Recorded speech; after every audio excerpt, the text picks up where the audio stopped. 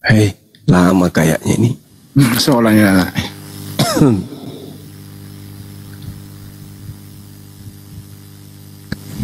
waduh, Wajar lah bang ya. Saya nonton kecewa.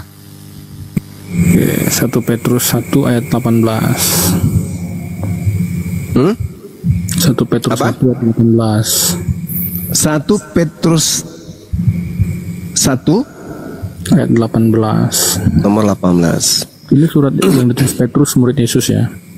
Ya, tunggu dulu. 1 Petrus berapa? 1 ayat 18. Ini mah berbicara warisan nenek moyang. Tunggu Bang Andi. Benar. Saya Iya. paham itu. Iya dong, Bang Handi dilawan. Sebab kamu tahu bahwa kamu telah ditebus dari cara hidupmu yang sia-sia, yang kamu warisi dari nenek moyangmu itu bukan dengan barang dan fana, bukan pula dengan perak dan emas, melainkan dengan darah yang mahal, yaitu darah Kristus, yang sama seperti darah anak domba yang tak bernoda dan tak bercacat. Tolong buktikan kepada saya kalau Petrus ini yang menulis kitab Petrus ini. Silakan Bang. Nah, baca sejarahnya bang. Ya silakan. Buktikan ke saya karena Petrus Bang, Petrus itu Surat dipesan. Petrus itu ditulis oleh Rasul Petrus. Oh, siapa bilang? Ingat ya Bang ya. Ingat ya, Yesus berpesan kepada ke-12 muridnya, jangan ke bangsa lain. Anda percaya enggak itu? Enggak, Yesus bilang kepada semua bangsa. Oh enggak, Anda salah. Yesus berkata di dalam Matius 10 nomor 5 nomor 6, Yesus berpesan kepada ke-12 muridnya agar jangan ke bangsa lain atau menyimpang kepada jalan orang Samaria, tetapi pergilah kepada bangsa yang hilang dari umatku, yaitu Israel. Sedangkan 1 Petrus isinya itu sama seperti surat Paulus. Dari Petrus, Rasul Yesus Kristus, kepada orang-orang pendatang yang tersebar di Pontus, Galatia, Kapadokia, Asia Kecil. Ini Petrus di dalam Galatia 2 nomor 8, Paulus sendiri berkata Petrus diutus kepada orang-orang bersunat. Berarti yang menulis surat ini di surat Petrus ini siapa? Kalau Petrus diutus kepada orang yang bersunat, kenapa ada buku mengatasnamakan Petrus menulis surat kepada orang-orang yang tidak bersunat? Bagaimana abang menjelaskan Matius 28 ayat 19? Oke. Itu perintah Yesus langsung. Mateteu, jadikanlah murid seluruh bangsa muridku. Apa murid bangsa Yesus? Seluruh bangsa, bukan cuman Jadikanlah murid seluruh bangsa muridku. Baptislah Jadikanlah mereka murid dalam nama seluruh Bapa dan bangsa. Anak dan Roh Kudus. Yes, sabar dulu. Nah, ayatnya nggak lengkap. Jadikanlah murid seluruh.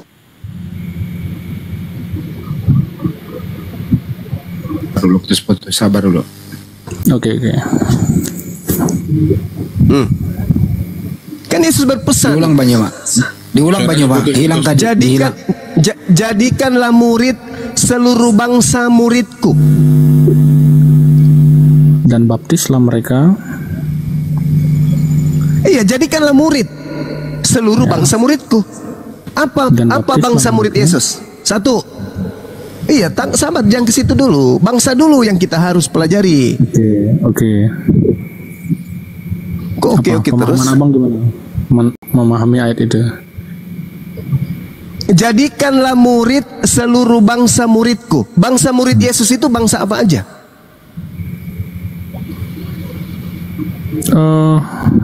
Bangsa murid Yesus.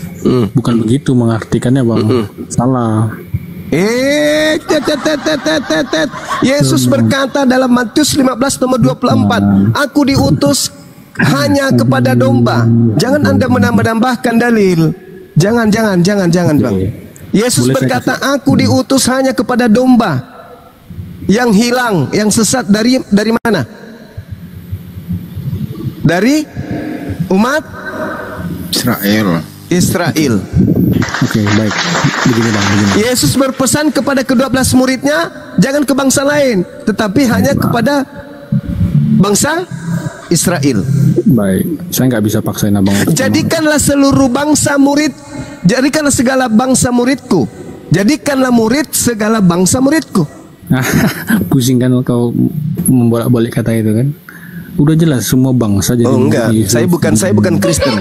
Saya seorang Muslim. Saya bukan Kristen. Iya. Ketika saya membaca sebuah narasi, maka pondasi yang saya pakai, senjata yang saya gunakan adalah akal.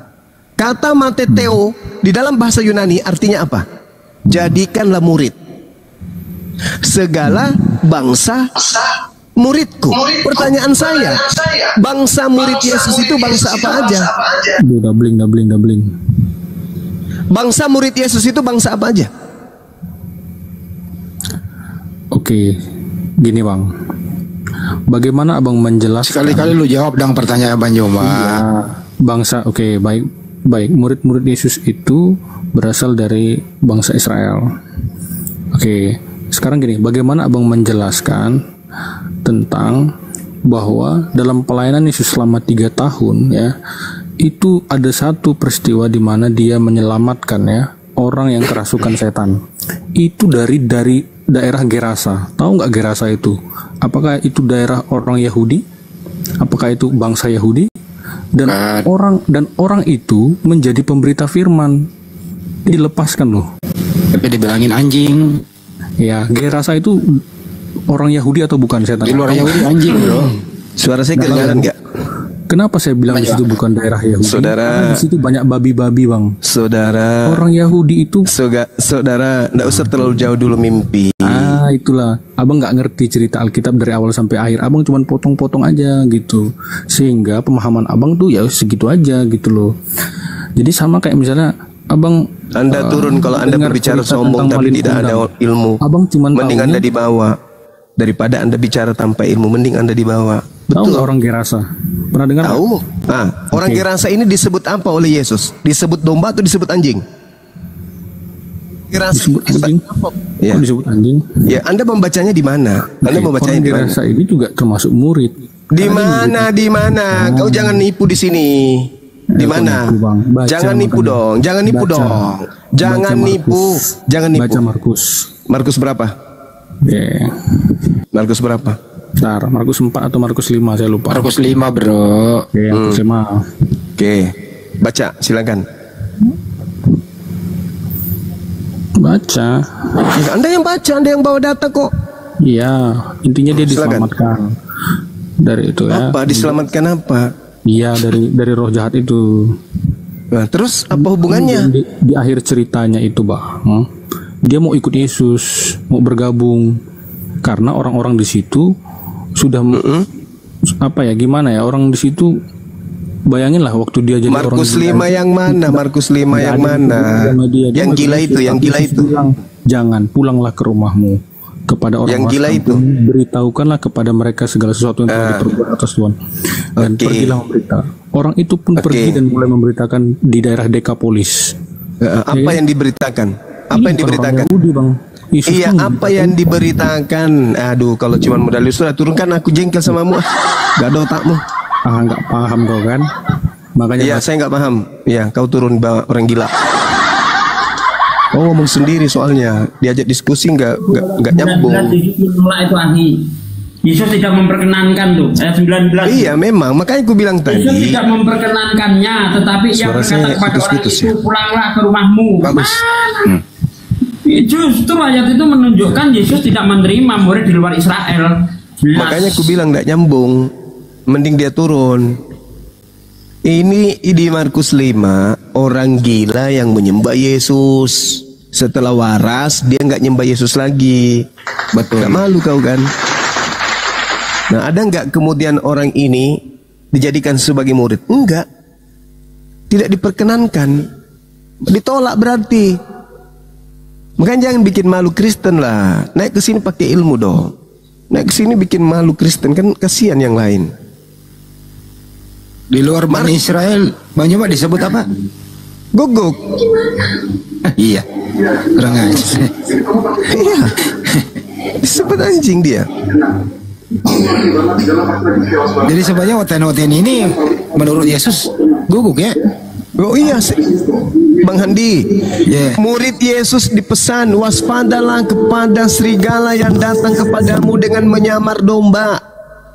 Untuk membuktikan Kristen ini kemudian domba atau serigala, lihat makanannya. Domba makan babi atau tidak? Enggak. Enggak. Kristen makan babi atau tidak? Makan. Serigala makan babi enggak? Enggak. Mati meja.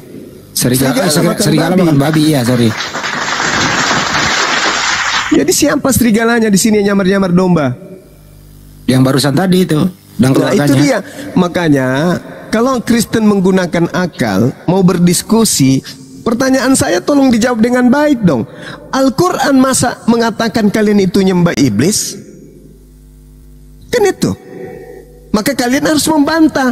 Ketika Anda membantah Quran, Bible yang memaparkan itu angkatan jahat, kerasukan 8 roh iblis, berasal dari orang Farisi, ahli Taurat, menyeberangi lautan, menjelajahi daratan, mentobatkan orang di luar Yahudi, di luar Israel, menjadi pengikutnya dan menjadi orang neraka dan 2 kali lebih jahat.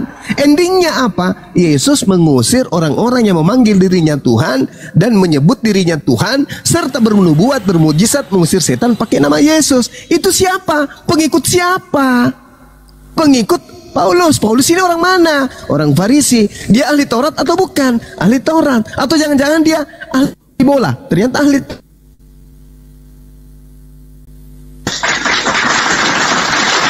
Berarti Al-Quran salah enggak? Wa ikhwanuhum yamuddunahum fil ghayy tsumma la yuqsirun. Salah enggak? Ketika kalian mengajak orang-orang lain menyembah kepada sembahan kalian, salah nggak Al-Quran mengatakan dan mereka tidak akan henti-hentinya menyesatkan manusia? Tuh. Kenapa kalian menyesatkan? Karena kalian mengajak manusia lain menyembah kepada makhluk yang datang kepada Paulus. Sementara Paulus ini seangkatan Yesus, orang Farisi, ahli kitab, yang pernah bertaubat dan mengatakan setelah dia tidak bertobat mengatakan hukum Tuhan itu sampah.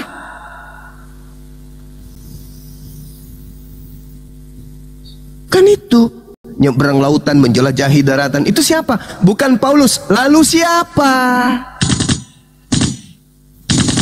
Apa nama pengikutnya? Apa nama agama yang dibuatnya? Kan itu wajib semua kalian jawab. Mesias palsu.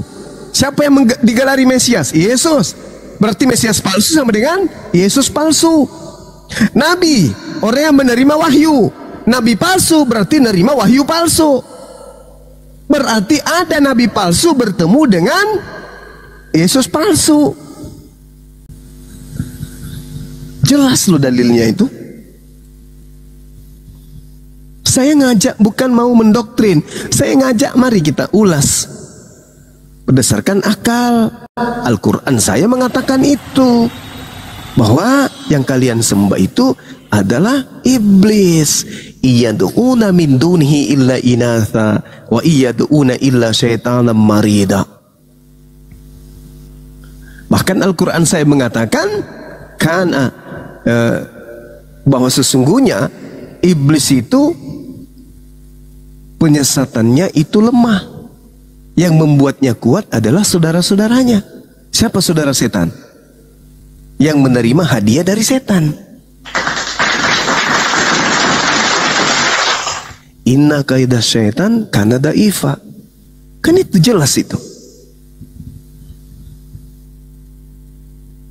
Mau sampai kapanpun kehidupan umat Islam, selama dia Islam, mati dalam keadaan Islam, Yesus tetap manusia, Yesus utusan Tuhan. Masuk gak kategori hidup kekal menurut Yesus? Masuk. Sampai kapanpun umat Islam, bahkan sampai di penghujung ajalnya, kalau dia mati dalam keadaan Islam, Nabi Isa yang datang di tengah-tengah Bani Israel yang kalian sebut Yesus itu tetaplah utusan Tuhan, tetaplah Rasulullah. Bagaimana dengan kalian? Mati kalian itu dengan menganggap Yesus Tuhan. Kaidah dari mana itu? Antikristus bukan? Iya kan? 2 Yohanes 1 nomor 7. Siapakah penyesat itu? Bukankah dia yang pergi ke seluruh dunia yang tidak mengaku Yesus datang sebagai manusia? Dialah penyesat dan dialah antikristus. Nah, siapa yang tidak mengaku Yesus sebagai manusia? Kalian kan? Sebagai manusia. Yesus manusia bang, ya di mulutmu. Tapi pada praktik keagamaan, kan tidak mungkin kalian menyembah manusia. Kalian pasti menyembah Tuhan. Yang kalian sembah Yesus. Berarti kalian menganggap Yesus itu Tuhan atau Yesus manusia? Mulut kami mengaku Yesus manusia, paman, tapi iman kami mengaku Yesus itu Tuhan. Nah, kena antikristus. Enyahlah daripadaku, berarti itu benar. Kalian semua adalah pembuat kejahatan. Begitu bang. Mari kita jujur dalam berdiskusi itu. Karena kita berdiskusi bukan angka-angka, kita berdiskusi masalah keyakinan. Kalau kita berdiskusi masalah keyakinan, maka yang kita ambil adalah kitab yang kita pakai. Kitab yang kita imani masing-masing. Kan gitu. Jangan justru keluar dari kitab.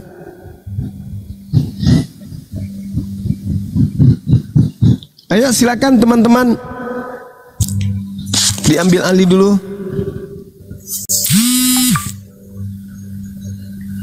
Halo, kelihatannya permisi Bang Juma. Ya, siap, silakan Bang. Bang Edi ini ntar dulu, Anda Kristen apa bukan?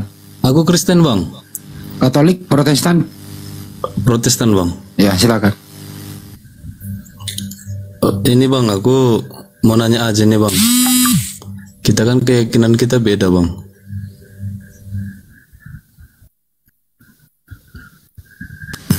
Terus? Keyakinan kita beda. Terus? Apa lagi? Cuma gitu doang. Kalau itu mah gak usah dikasih tahu. Orang sudah pada tahu Kristen sama Islam beda. Suratnya hilang Bang.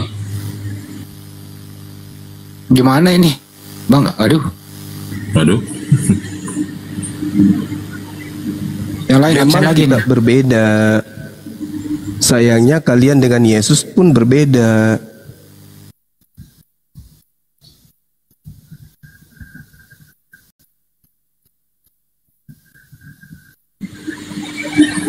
Ya Jessica, selamat malam Jessica. Jessica sudah beberapa kali minta naik tidur. langsung tidur. Dibuka mic-nya Jessica. Ya halo. Oh iya. Laki-laki tuh Jessica. Kira ini perempuan. Langsung mandi. Malam Bang. Ya Jessica ini Muslim apa bukan Muslim? Bukan Bang. Agamanya?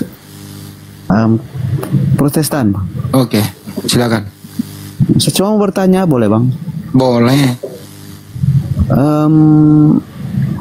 Itu yang lagi viral itu Bang Juma itu katanya apa tingginya 170 km Bang atau bagaimana? Tolong jelasin itu Bang. Memang ada tinggi beratnya 39 gram.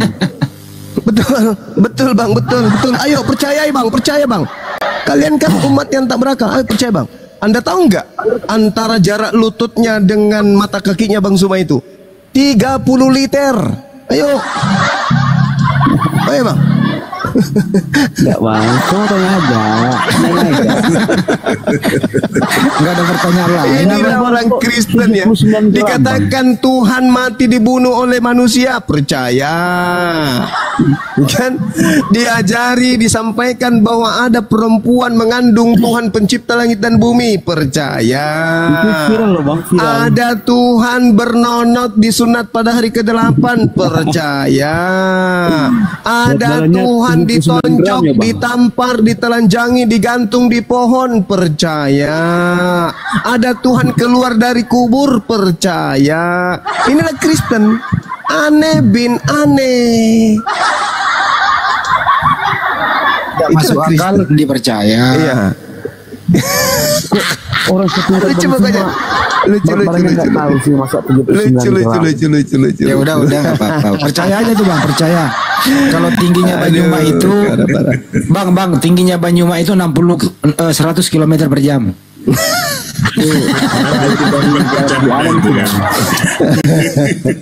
Aduh, parah kali. Tingginya percaya Banyuma itu, 3 Bang, ya. meter per Tapi detik. saya nggak heran karena yang percaya itu Kristen. Saya nggak heran. Aneh bang. Iya, saya nggak heran kalau Kristen percaya yang kayak gitu-gitu. Karena ya namanya juga Kristen. Iya, Bang. Kita maklum, Bang. Bayangkan ada Tuhan kelaparan, gila. Percaya lagi. Aduh. Hebat kali bang. Oke bang, itu aja bang. Makasih bang. Iya. Bang. Kamu mau belikan sepatu nggak? Saya. Nomor sepatu saya mau tahu. Bagi lo. Nomor sepatu saya itu 43 kilo. Itu harus dipesan di Burundi, nggak ada di Indonesia. Saudara-saudara Kristen saya ini. Masya Allah, kok ada hal-hal yang aneh dipercaya ya? Hok, percaya semua Enggak, gitu. saking tidak bisa mendapat celah. Celah mana yang kita bisa dapatkan dari Bang Suma ini? Dari apologet Islam ini kan? Dia cari celah nggak dapat. Akhirnya gurauan kita dijadikan sebagai alat guyonan. Sesuatu yang serius dan dijadikan sebagai hinaan. Kan kasihan orang kayak gini. Dia nggak tahu yang namanya bahasa satir gitu ya, nggak tahu ya. Lanjut bang. Lanjut kemana? Lanjut, nggak usah banyak bicara. Silakan Rai. Anda bilang tadi bahwa Bang Suma motong-motong ayat. Silakan. Iya. Ya. Makanya tadi yang Bang Zuma bilang, jadikanlah semua murid bangsa muridku, kayaknya itu salah tuh bang. Salah ya? Bang tuh nasi goreng tuh. Coba buka original teksnya boleh? Ya bang? Boleh buka original teksnya? Iya, buka di mana bang? Ya bukalah, Anda lah buka. Di mana Anda bisa pelajari original teks? Karena saya berbicara itu pakai ilmu, bukan asal ngomong. Saya bukan pendeta. Iya, saya sama. pakai ilmu. Sama, betul. Sama ya? Sama, Oke. saya juga. Apa original teksnya di situ? Di Matius 28 nomor 19. Karena itu pergilah. Pantai desate etnis. Apa itu kalau Mateteu itu artinya apa? Murid suku Yesus itu sebenarnya tuh, karena kata etnis itu. Panta desate etnis. Jadikanlah Mateteu 300. Jadikanlah murid seluruh bangsa muridku. Karena ketika Yesus datang mengaku, aku diutus hanya kepada domba yang sesat dari umat Israel. Apakah kemudian ketika Yesus datang dan penginjilan selama 3 tahun, seluruh umat Israel berkumpul di Yerusalem? Tidak. Tetapi Bani Israel sudah berserak ke hampir seluruh bangsa yang ada di atas muka bumi ini. Yehezkiel 5 nomor 12. Tuhan membuat Bani Israel berserak ke seluruh penjuru bumi. Maka murid Yesus diperintahkan Yesus menjadikan mereka menjadi murid. Yang mana? Bani Israel yang sudah berserak kemana-mana. Itu yang dimaksud. Makanya dikatakan Mateteu. Seluruh Makanya bangsa. Beda bang. Seluruh bangsa muridku kan? Iya. Nah, bangsa murid Yesus itu bangsa apa aja? Seluruh bangsa. Nenekmu kiper. Beda lah, abang menerjemahkan senak juga senaknya. Ketika Yesus datang, dia mengaku diutus untuk bangsa siapa? Bangsa mana? Hah? Kenapa mic saya di stop? Ketika Yesus datang, dia mengaku diutus untuk bangsa mana? Betul, bangsa Israel. Bangsa Israel. Murid-muridnya dipesan oleh Yesus agar ke bangsa mana? Ke bangsanya. Bangsa apa? Iya, ke bangsa Israel. Bangsa Israel. Berarti Matius 28 nomor 19, jadikanlah murid semua bangsa muridku. Enggak. Jadi Coba bahasa Indonesia abang ke. Coba jadikanlah murid semua bangsa muridku. Bagaimana sih itu bahasanya gitu loh? loh, Terjemahannya idiot gimana kau sih? ini. Idiot kamu ini. Terjemahannya Kamu itu aja idiot. jamak begitu. Gimana Kamu bisa itu mengartikan idiot. itu? Jadikanlah murid seluruh bangsa. Muridku. Bangsa murid Yesus itu bangsa apa aja? Lewi. Apa lagi? Yehuda. Israel. Apa lagi? Itu ke-12 suku bangsa itu bangsa murid Yesus. Maka murid-muridnya diperintahkan ke situ. Kalau bangsa muridnya itu ada di Palestina, dia harus ke Palestina. Ada di Indonesia, dia harus ke Indonesia. Ada dari Bani Israel di Papua, dia harus ke Papua. Bukan mencari orang Batak. Sejak kapan kemudian Yesus punya murid berbangsa Batak? Nggak ada. Bangsa murid Yesus itu 12 suku bangsa Israel. Kepada dialah kemudian dia diutus. Paham? Makanya Yesus berpesan kepada ke-12 muridnya, jangan ke bangsa lain, tetapi pergilah kepada bangsa muridku, yaitu Israel. Gitu aja nggak paham. Gimana? Ya gak jelas lah, nggak paham. Gimana? Apa menerjemahkan aja sudah nggak jelas. Terus saya harus bisa memahami yang Anda bilang. Jadikanlah murid semua bangsa muridku. Semua bangsa. Bangsa muridnya. Bangsa murid Bagaimana? Yesus itu bangsa apa aja? Sekarang gini, bahasa Indonesianya kisah bedah. Udah. Udah dia jawab loh. Murid Yesus itu nggak ada bangsa Indonesia. Gimana sih?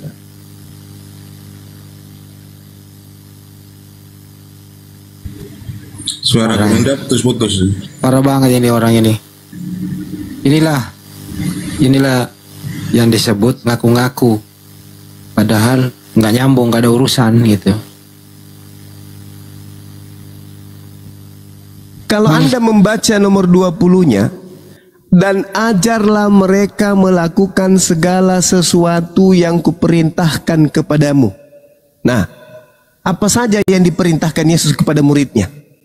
Ada perintahnya kemudian ke gereja? Nggak ada. Ada perintahnya kemudian makan babi? Nggak ada. Ada perintahnya menyembah Yesus? Tak ada. Ada perintahnya kemudian untuk tidak bersunat? Tak ada. Ada perintahnya merasulkan Paulus? Tak ada. Berarti murid-muridnya ketika ke seluruh penjuru bumi mengajarkan semua ajaran Yesus, maka tidak akan ada muridnya yang mengajarkan kekristenan. Oke? Tidak ada. Mana murid Yesus yang diperintahkan kemudian mengajarkan Kristen? Tak ada, Bung. Jadi Matius 28 nomor 19 ini bukan mengajarkan seluruh bangsa untuk menjadi murid Yesus, enggak. Lagian kalian bukan murid Yesus kok. Betul. Ya, bangku Ntar dulu. Jadi 12 suku itu, misalnya ada suku Ruben ya, ada suku Ruben Di Papua. Di Papua, ya disuruh pergi, ajarin ini loh ajaran Yesus yang sebenarnya. Ini loh. Ada suku Simeon yang ada di Makassar, ya dicarilah itu. Ini loh ajaran Yesus yang sebenarnya. Bukan buat lu yang pemakan babi, coy. Bukan. Nah gitu. Itu yang betul. Susah amat sih dikasih tahu. Makanya Yesus tidak mengenal kalian. Enyahlah daripada aku kalian semua pembuat kejahatan. Aku tidak mengenal kalian. Itu kata Yesus. Kenapa Yesus tidak mengenal kalian? Ya karena kalian bukan Bani Israel. Cak Ayu. Susah kali lah orang disko, tapi susah ya karena kalian Kristen. Ya, bangku panas. Taruh dulu, tadi pertanyaannya Bang Jimo udah jelas. Bangsa murid Yesus itu bangsa apa ya? Israel. Ya udah selesai di situ sebenarnya. Murid-muridnya dari suku mana? 12 suku. 12 suku itu apa? Ruben, Simeon, Lewi, ya siapa nih? Yehuda ya. Jebulon, dan Aser, Yusuf, Benyamin gitu ya. Nah Siap. itu yang mau dibekali ajaran Yesus supaya mereka ini tidak salah jalan. Ada orang datang ngaku-ngaku buat dia, Fred. Serigala nyamar domba kalian.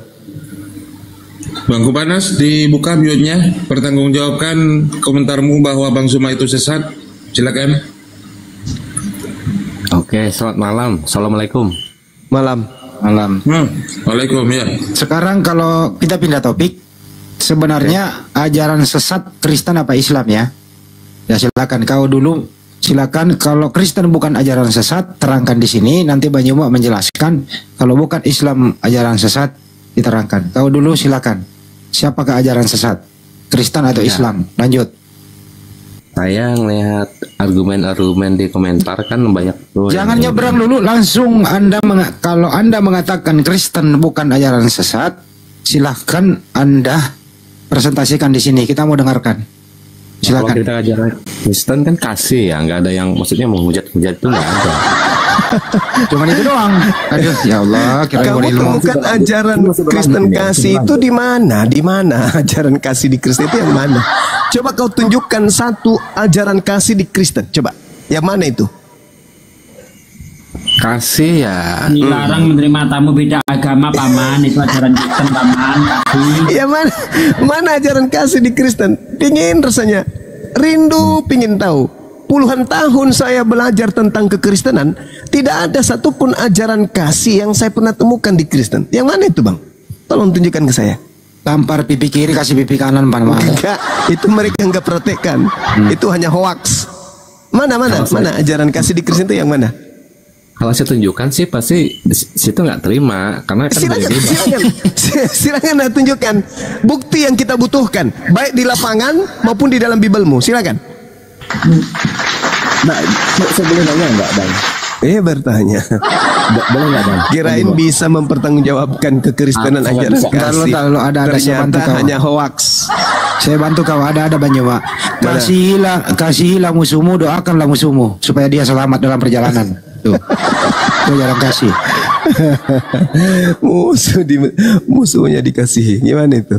Musuh dikasih dan didoakan supaya musuh ini selamat dalam perjalanan pulang kampung gitu. Oh ya gitu ya. Ya.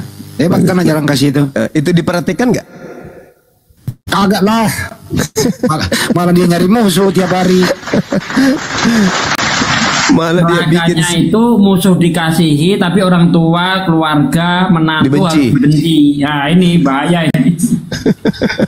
Harus membenci ibunya, keluarganya, ayahnya, ibunya, anaknya yang perempuan, anaknya yang laki-laki, dia tidak layak bagiku. Musuh disuruh dikasihi. Tidak layak menjadi muridku, Pade. Tidak layak menjadi muridku. Jadi syarat untuk menjadi murid Yesus itu harus membenci semua yang tadi itu. Betul ya, Pade? Betul. Betul, Pemen. Makanya saya minta mana ajaran kasih di Kristen ini. Pingin kalian ku tahu yang mana. Kasih pendeta perpuluhan itu tiap bulan. Raja Wali ini Taipuddin apa siapa ini ya? Raja Wali? Bagaimana Bang Kupanas? Mana ajaran kasihmu, Bro?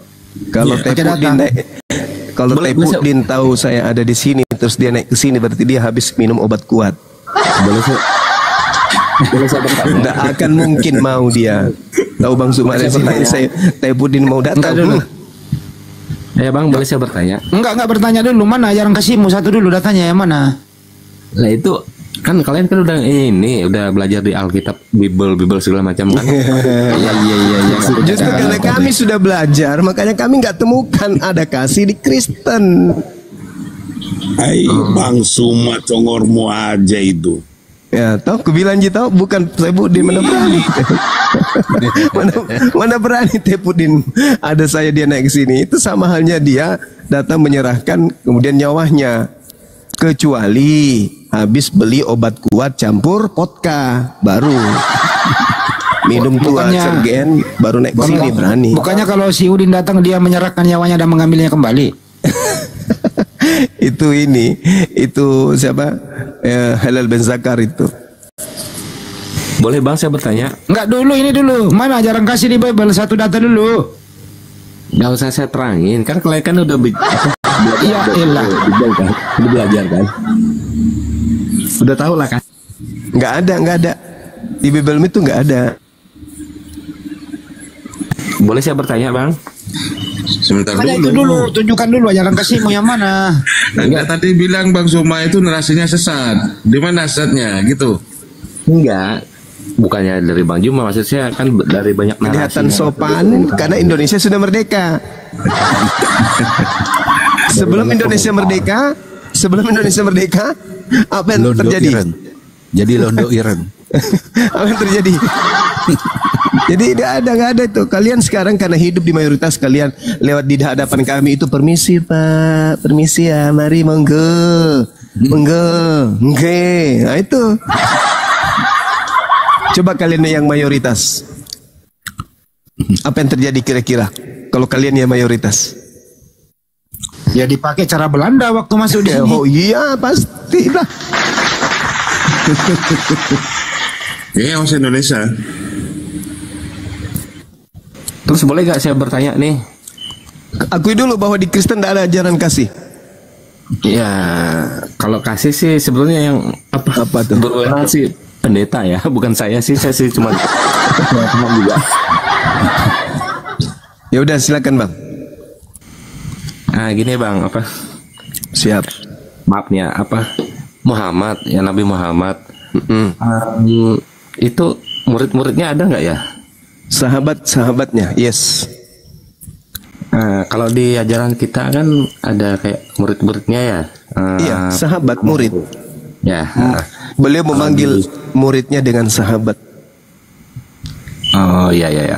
Kalau di kita kan murid-murid. Nah terus saya mau nanyain ini lagi apa? Murid-muridnya itu siapa aja sih nama-namanya gitu loh? Kalau kayak di Kristen kan ada tuh nama-namanya. Ini Matius, Markus, Lukas gitu kan. Kalau di Nabi Muhammad ini murid-muridnya atau sahabat-sahabat Rasulnya itu siapa aja sih namanya? Ada berapa orang gitu? Kalau sahabat beliau banyak Bang. Ada Abu Bakar, Umar, Utsman, Ali, Mus'ab bin Umair, Bilal bin Rabah, Khalid bin Walid, banyak. Ya. Tapi itu semua udah tertulis di Al-Quran semua apa gimana ya Bang? Enggak. Nah kalau kayak kita kan di Kristen kan murid-muridnya Yesus kan ada tertulis semua tuh kayak Markus. Ya karena bukan kitab suci Bang. Iya, karena itu kan cerita surat kabar yang dicerita hasil penyelidikan Bang. Beda dengan kitab suci. Nah, maaf ya saya cuma awal sih pengen ini aja, pengen tahu silsilah aja sih gitu. Kalau Al-Quran itu Bang bukan buku biografi yang menceritakan orang per orang. Beda dengan Bible. Bible itu disusun, kenapa? Karena memang dia hasil penyelidikan, hasil kesaksian-kesaksian orang. Kalau Al-Quran itu bukan hasil kesaksian. Al-Quran itu sifatnya sama seperti Torah. Tidak melakukan penyelidikan lalu disusun, enggak. Kalau Bible itu disusun berdasarkan hasil penyelidikan penulis, disusunnya cerita-cerita itu dibentuklah menjadi sebuah buku gitu. Oh gitu, jadi kan paham kan kita Bang ya? Iya. Iya. Jadi kan kita kan apa pengen tahu juga kan Kalau di Islam itu namanya siroh Bang. Jadi yang kayak Bible itu namanya siroh. Itu menceritakan tentang lahirnya Nabi sampai wafatnya Nabi, itu siroh. Sama seperti Bible, lahirnya Yesus sampai matinya Yesus. Itu namanya siroh, bukan kitab suci Bang. Oh gitu ya kan, saya kan cuma nanya aja Bang, pengen tahu silsilah-silsilah dari agama ini kan biar saya ini gitu. Maaf ya pertanyaannya Bang, tambahin lagi pertanyaannya apa lagi? Pertanyaan berikutnya kayak gini loh, kalau orang Muslim itu menuhankan Nabi Muhammad apa Allah apa gimana tuh ya? Kalau kita di Kristen kan menuhankan Yesus Kristus gitu ya. Gak apa-apa, jangan ketawain dia jujur bertanya. Yang penting gak menghujat. Silakan Bang Juma. Nah, iya Bang. Gimana? Tolong Bang. Kalau Nabi Muhammad itu hanya rasul, sama seperti kedudukan Nabi Musa. Tuh, dia rasul yang datang ke atas muka bumi ini mengajarkan ajaran Tuhan. sama seperti Nabi Musa. Begitu juga Yesus. Yesus datang di atas muka bumi ini memperkenalkan ajaran Tuhan. Salahnya umatnya Yesus justru dianggap Yesus itu Tuhan. Umat yang menganggap Yesus itu Tuhan. Kalau Nabi Muhammad tetap aja lurus pengikutnya, tidak pernah membelokkan ajaran Nabi Muhammad menjadi Tuhan. Tetapi tetap aja pada koridor yang ada Yesus itu Nabi, Yesus itu Rasul. Oh gitu bang. Nah, baru saya paham nih, kalau saya kan belum ngerti apa-apa nih bang. Maaf ya. Iya apa-apa. Nah kalau gitu kan, kalau apa? Nih terus terang, saya kan Kristen ya bang ya.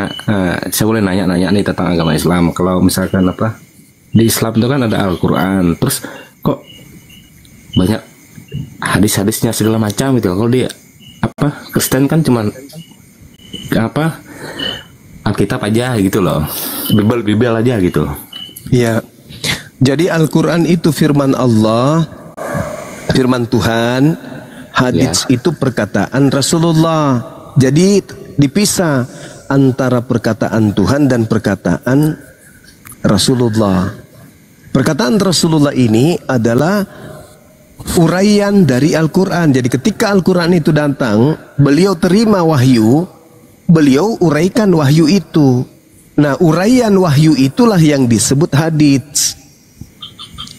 Misalnya ada perintah dalam Al-Quran, laksanakanlah sholat. Di Al-Quran itu perintahnya sholat. Yang mengajarkan sholat nanti adalah Rasulullah. Nah, ajaran Rasulullah tentang tata cara sholat inilah yang disebut hadits. Kalau di kitab saudara disatukan firman Tuhan dengan sabda Yesus dan juga sabda penulis, perkataan penulis disatu menjadi satu di situ. Kalau kita tidak, Al-Quran perkataan Tuhan dan hadits itu perkataan Rasulullah. Oh ya. Nah, baru paham. Soalnya kan saya agak-agak gini loh bang, agak-agak janggal gitu loh, kok dari satu agama ini begini, satu agama ini begini gitu loh bang. Makanya saya boleh bertanya lah, biar saya lebih memahami, bisa memaknai semuanya gitu loh. Iya betul. Nggak apa-apa kan bang, saya nanya ginian? Nggak apa-apa bang. Islam memang datang untuk diajarkan. Ya. Ya udah bang, itu aja deh bang yang saya tanyain. Mungkin sebelumnya mungkin kata-kata saya yang menyimpang atau gimana ya kan. Saya juga minta maaf bang ya, kalau ada kata-kata yang kurang berkenan. Yang penting kita sama-sama iman kita ya, penting tetap sama yang di atas lah itu. Iya. Maaf ya bang ya, sebelumnya ini saya minta maaf. Sesudahnya saya ucapkan Assalamualaikum warahmatullahi wabarakatuh. Selamat malam buat semuanya. Waalaikumsalam. Iya malam bang, silakan. Makasih ya, saya turun ya. Iya. Ya nanti lain kali nanya yang ekstrim lagi gitu loh. Tapi memang gitu ya, di luar memang banyak orang ini tidak paham tentang Islam ya. Mereka pun tidak mau bertanya kan gitu kan. Nah kita pun kalau menyampaikan, karena kita ini kan udah tidak boleh kita merambah ke mereka gitu kan. Gitu. Ada aturan kan gitu kan. Hanya kita berbincang-bincang di warung kopi lah kayak ini kan tentang Islam gitu. Nah, tapi bagus kalau gitu kan. Gimana tadi? Kalau mereka bertemu dengan alumni STT, itu bahaya bang. Maka yang muncul di benak mereka itu Islam itu begini, Islam itu jahat, gitulah. Iya, betul. Jadi tadi gini saja mah. Ya silakan bang. Tentang orang-orang yang kalau kita lihat di Markus 5 ini kan 1-6 itu kan pertama-tama yang katakan Yesus Tuhan sujud dengan Yesus kan orang yang kerasukan iblis itu kan. Artinya orang udah dikuasai iblis yang sujud itu pertama kan. Ya enggak? Nah, begitu dia sadar, orang ini kan enggak lagi nyembah Yesus kan? Nah, apakah bisa enggak dikatakan sampai orang-orang yang belum sadar ini yang nyembah Yesus, yang juga kerasukan iblis? Gimana tuh saja mah?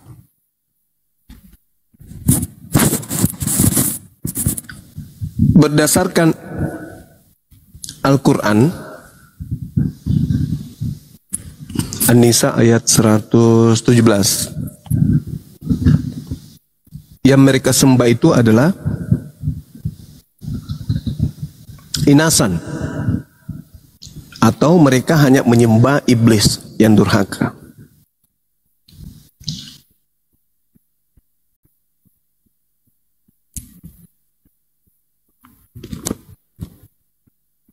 Ayat di 202.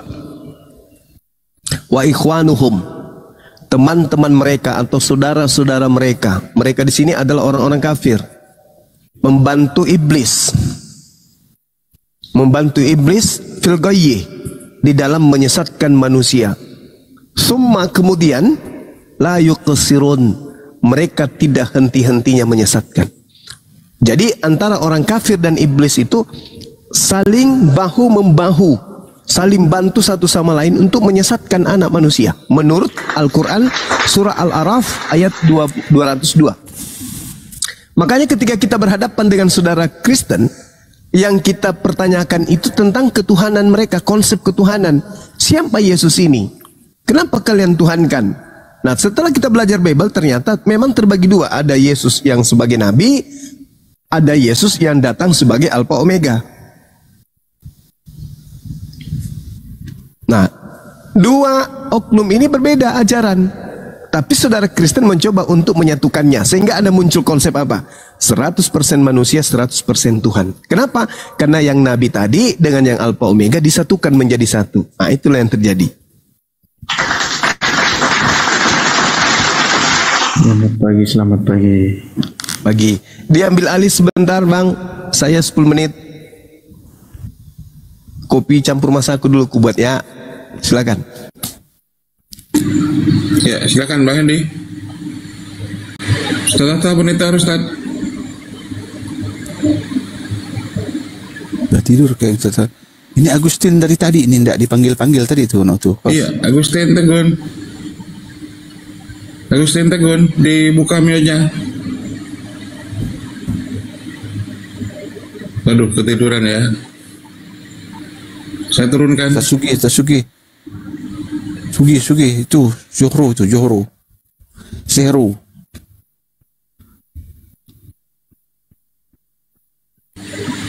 Ustaz Sugi, Pendeta Ustaz Sugi.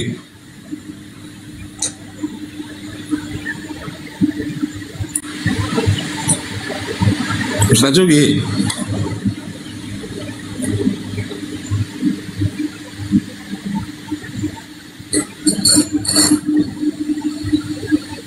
Ustaz Atta, Pendeta Ustaz Atta.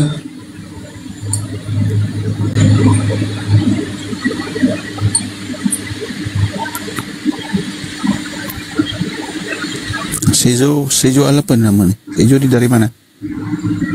Sejo. Ya, Pak. Naru. Ya, Pak. Islam, Kristen, Protestan, Katolik? Saya Kristen Katolik. Katolik. Ya, ada sesuatu mau disampaikan mungkin? Oke, saya mau tanya. Saya mau tanya, apakah kalian meyakini yang menampakkan diri pertama kali kepada Nabi Muhammad di dalam gua Hira itu adalah malaikat Jibril? Iya. Oke.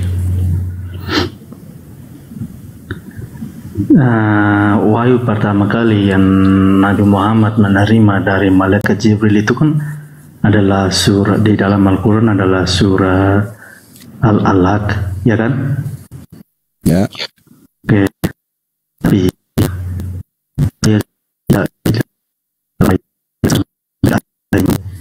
tidak menjelaskan Nabi Muhammad itu datang kepada tidak menjelaskan malaikat Jibril itu datang kepada Nabi Muhammad itu maksudnya begini, maksudnya mana? Tidak menjelaskan tentang kedatangan Nabi Muhammad. Apakah malaikat Jibril itu datang sendiri atau Allah yang menyuruh? Tolong jelaskan dulu. Atas perintah Allah lah dia datang menyampaikan wahyu pertama itu 5 ayat itu, surah Iqra itu gitu loh. Kemudian beliau didatangin makhluk yang baru pertama dilihat dia, kan dia ketakutan itu, kan gitu. Nah beliau turun menyampaikan kepada istrinya Khadijah. Nah, istri Khadijah nanti menyampaikan kepada pamannya. Nah, pamannya tahu. Nah, itulah bentuk malaikat Jibril, dia bilang kan gitu. Sekali itu aja beliau di Gua Hira itu 5 ayat itu. Setelahnya baru turun ayat-ayat yang lain gitu. Nah, kenapa kami percaya? Pertama, Nabi Muhammad SAW sebelum diangkat Nabi, kaumnya, bangsanya orang di Timur Tengah sana, di Arab sana, udah memanggil itu Al-Amin. Orang yang dipercaya, orang terpercaya gitu loh. Kan gitu. Dan apa-apa yang ada disampaikan kepada dia sampai hari ini di Al-Quran itu terbukti semua gitu. Terbukti semua, 80% udah bisa dibuktikan secara sains modern apa yang disampaikan 14 abad yang lalu gitu loh. Makanya sampai hari ini makin banyak orang percaya karena bisa dibuktikan, bisa diaplikasikan ajarannya dan bisa memberi solusi. Sampai hari ini juga dulu Michael Khat ini orang Kristen juga dulu dia, kemudian memeluk Islam. Sampai hari ini belum ada satu buku yang membantah buku beliau tuh.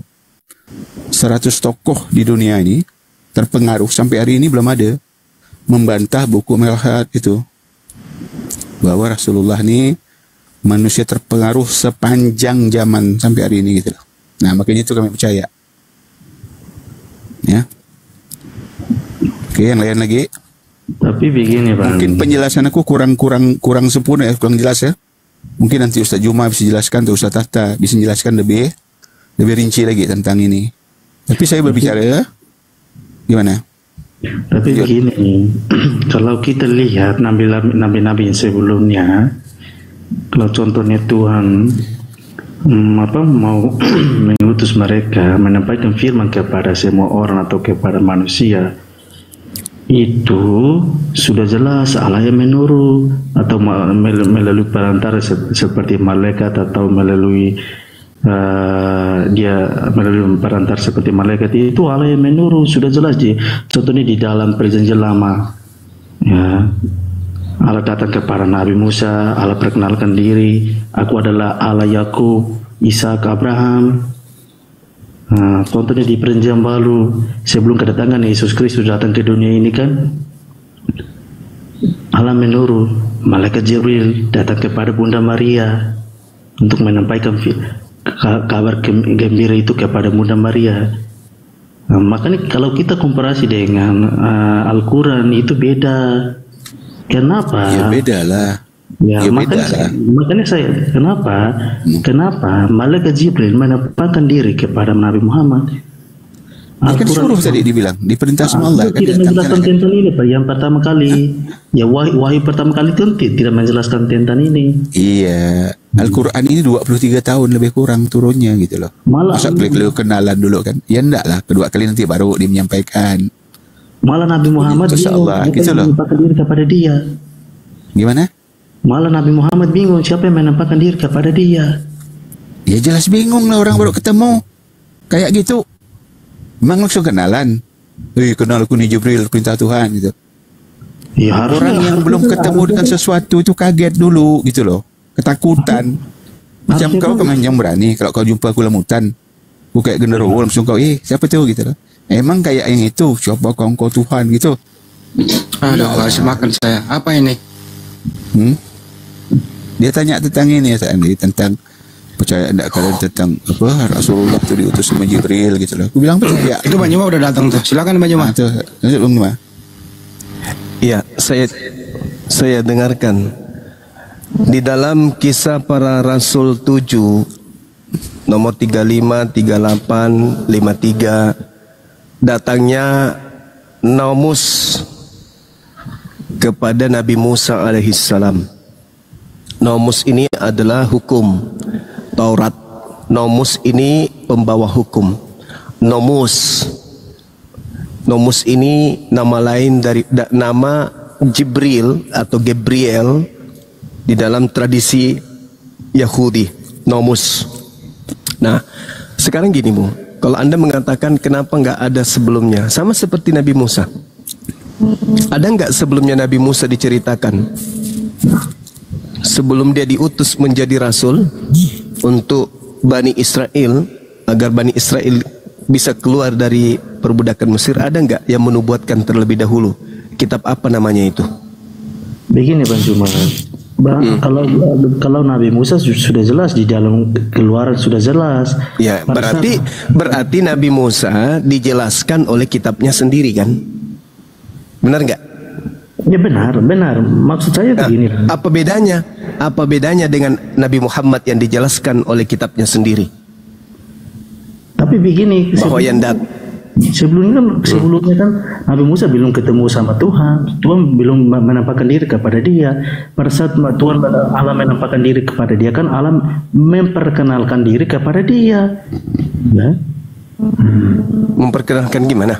Ya, contohnya dia bilang seperti ini. Dia berkata seperti ini. Aku adalah Allah Abraham dan Yakub, Ishak. Itu kan sudah jelas. Nabi Musa tahu itu adalah Allah itu sendiri. Ya, kalau kita komparasi dengan Al-Quran, pada saat Nabi Muhammad ketemu malaikat Jibril di dalam gua Hira, itu kan tidak ada ayat-ayat yang menjelaskan tentang ini. Nah, malah dia juga tidak tahu, Nabi Muhammad tidak tahu siapa yang menampakkan diri kepada dia. Ya kan?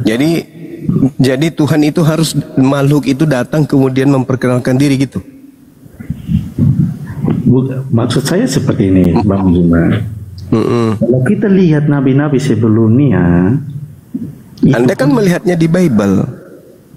Iya. Oh, iya.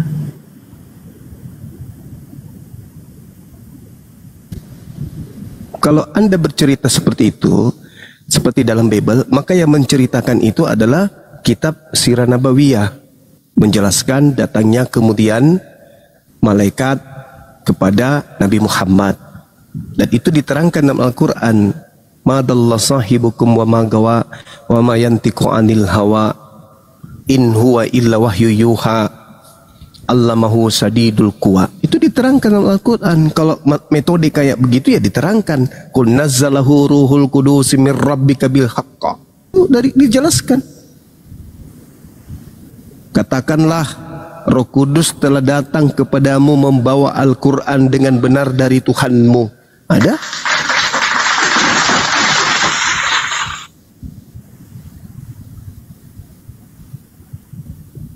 Kalau Anda kemudian mau jujur terhadap isi kitab saudara, ya itu lihat, siapakah engkau Tuhan?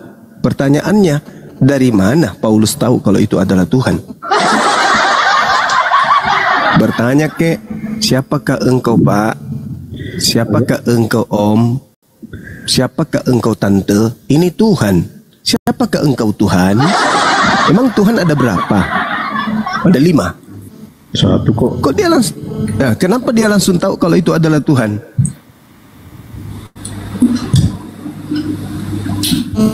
Ya karena tahu Tuhan hanya pula tuh. Karena Tuhan Yesus menampakkan diri kepada dia, perkenalkan diri kepada aku adalah Yesus. Ya, duluan mana bertanya atau menjawab? Kan bertanya dulu, siapakah engkau Tuhan?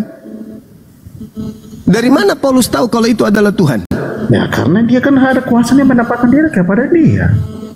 Sudah jelas. Dari mana? Kemudian dari apa yang jelas? Apa yang jelas? Apa yang jelas? Siapakah engkau Tuhan? Maksudnya gimana? Emang Tuhan itu ada berapa? Satu lah. Ya, kalau dia sudah tahu itu Tuhan, kenapa dia masih nanya? Harusnya dia mengatakan, si Tuhan, kamu kok datang? Mau minum kopi Tuhan. Harusnya kan gitu. Kan lucu. Dia sudah tahu itu Tuhan, kenapa masih ditanya, siapakah engkau Tuhan? Tadi saya sudah bilang, Yesus perkenalkan diri kepada Paulus pada saat tidak ada Yesus memperkenalkan diri, nggak ada. Menampakkan diri kepada tidak ada, nggak ada Yesus memperkenalkan diri, nggak ada. Langsung mendengarkan, langsung dia lihat cahaya dan berkata, siapakah engkau Tuhan? Barulah makhluk itu perkenalkan diri, akulah Yesus. Ya sudah jelas. Sekarang aku tanya, Pertanyaannya, dari mana Paulus tahu kalau itu adalah Tuhan? Kalau Bang Juma tanya seperti sama saya seperti ini, sekarang aku tanya balik kepada Bang Juma. Di dalam gua akhir itu apakah malaikat Jibril perkenalkan diri kepada Nabi Muhammad? Tidak ada. Malah Nabi Muhammad aja tidak tahu siapa yang menampakkan diri kepada dia. Memang betul. Dia keluar dari gua. Nah, sekarang Nabi Muhammad nggak tahu kalau itu adalah Roh Kudus. Nah, Paulus tahu kalau itu adalah Tuhan. Pertanyaannya, dari mana Paulus tahu kalau itu adalah Tuhan? Kan itu. Ya, makanya tadi saya kalau Nabi Muhammad kan nggak tahu. Nabi Muhammad nggak tahu. Iqra, baca. Nabi Muhammad nggak tahu. Oh, ini siapa yang memerintahkan aku membaca? Dia nggak tahu. Nah, sekarang Paulus tahu kalau itu adalah Tuhan. Pertanyaannya, dari mana Paulus tahu kalau itu adalah Tuhan? Ya, makanya tadi saya sudah bilang. Jawab dulu itu. Dari mana? Apa ciri-ciri Tuhan? Menurut orang Yahudi, ciri-ciri Tuhan itu seperti apa? 1, ada tato di paha, gitu. Pertanyaannya Bang Juma sebenarnya gampang dijawab. Makan ikan goreng. Bang Juma. Nah, 3, saya jawab pertanyaan Bang Juma. Gondrong. 4, telanjang, cuman pakai sempak. Mana yang betul? Kok Loh, kok Banjuma? Pertanyaan saya, dari mana Paulus tahu kalau itu adalah Tuhan? Kalau dia berkata, siapakah engkau setan? Wajar, karena setan itu banyak. Ada setan gondrong, ada setan bertato, ada setan ini itu, banyak. Siapakah engkau wahai setan? Oh, aku adalah setan yang gondrong, ya matanya 1. Nah, tapi kalau Tuhan kan cuma 1. Siapakah engkau Tuhan? Aku adalah Tuhan yang junior, bukan Tuhan yang senior. Nah, kan gitu. Berarti Tuhan itu banyak dong. Aku jawab pertanyaannya Bang Juma. Nah, siapakah engkau Tuhan? Saya jawab. Ya. Kenapa Paulus tahu itu siapakah engkau Tuhan? Karena Paulus sendiri yang membuat Tuhan di Roma 14 nomor 9. Itu karangannya sendiri. Itu karangan sendiri. Disetting sendiri. Atau iblis yang mengarahkan lisannya berkata seperti itu, supaya manusia pengikut Paulus menuhankan si iblis. Kan itu. Siapakah engkau Tuhan? Mati bijak. Yesus seketika jadi Tuhan. Akulah Yesus yang kau niaya. Oh, Tuhan Yesus. Sorry. Jadi Tuhan dia. Disembah oleh orang Kristen.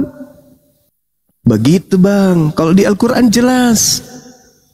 Nabi Muhammad tidak menahu. Makanya dia tanya kepada seorang rabi. Rabi berkata, oh itu adalah Namus. Namus itu siapa? Pembawa hukum Taurat yang datang kepada Nabi Musa. Siapa itu? Gabriel. Baca Kisah Para Rasul 7, 35, 38, 53. Paulus memang ahlinya. Dia pura-pura nanya, padahal dia sendiri udah membuat Tuhan. Pura-pura nanya doang itu. Apa ini? Dia cuma pura-pura nanya itu. Dia udah tahu jawabannya. Bukan kayak Paulus berkata, dengan mati hidup kembali supaya ia menjadi Tuhan. Nah itu kan. Bukankah Lukas apa itu namanya, murid pribadinya juga menulis bahwa Yesus yang telah engkau salibkan itu Bapa di surga menjadikan dia Tuhan. Nah itu cuma pura-pura nanya doang itu Bang Juma. Dia udah tahu. Jadi kan Yesus berkata, apabila ada orang berkata ada Yesus di padang gurun, jangan kau percaya. Paulus mengaku bertemu dengan Yesus di padang gurun. Percaya nggak murid Yesus? Enggak, makanya nggak ada. Makanya nggak ada murid Yesus jadi Kristen. Jadi yang dijadikan Paulus itu Tuhan bukan anaknya Maria. Sumber lain, oknum lain. Itu kan Yesus sudah maksudnya. menubuatkan, waspadalah kepada penyesat yang datang kepadamu dengan memakai nama Yesus dan berkata, akulah Yesus. Siapakah engkau Tuhan? Akulah Yesus. Nah, kena kan, jelas itu. Berarti ada Yesus baru. Itu fakta bang. Apa itu datanya Banyuma? Kalau bertemu Mesias di sana, di sini jangan kau percaya. Nah, apa itu? Matius 24. Ya. Nabi kalian aja tidak tahu siapa yang menampakkan diri kepada dia. Gimana sini orang? Itu adalah malaikat. Kayak gini aja deh, bro. Kalau kau nggak percaya Nabi Muhammad, kamu keluar Indonesia aja. Karena ajarannya Nabi Muhammad itu yang membuat Indonesia merdeka loh. Iya, saya tanya kepada saudara, siapa nama malaikat yang datang kepada Yesus memberi kekuatan kepada Yesus? Jawab. Berani kita taruhan. Kalau saya disebutkan namanya, Qul nazzalahu ruhul qudusi mir rabbika bil haqq. Roh Kudus. Dialah Jibril yang datang kepadamu menyampaikan firman dari Tuhanmu dengan kebenaran. Nah, disebut namanya. Sekarang siapa nama malaikat yang datang memberi kekuatan kepada Yesus ketika Yesus sedang lobet? Ayo. Siapa nama malaikat itu? Lukas 22:43. Iya, siapa nama malaikatnya? Ada namanya. Nah, bagaimana kalau yang datang itu setan? Enggak ada namanya. Yesus, ya paman, perkenalkan namaku Siti Ratna Rantang Popo. Ada gitu? Enggak ada, Bung. Enggak ada malaikat itu. Seketika kemudian Yesus dicas untuk supaya kuat. Nama malaikatnya siapa? Ada? Enggak ada. Nah, mana jawabannya?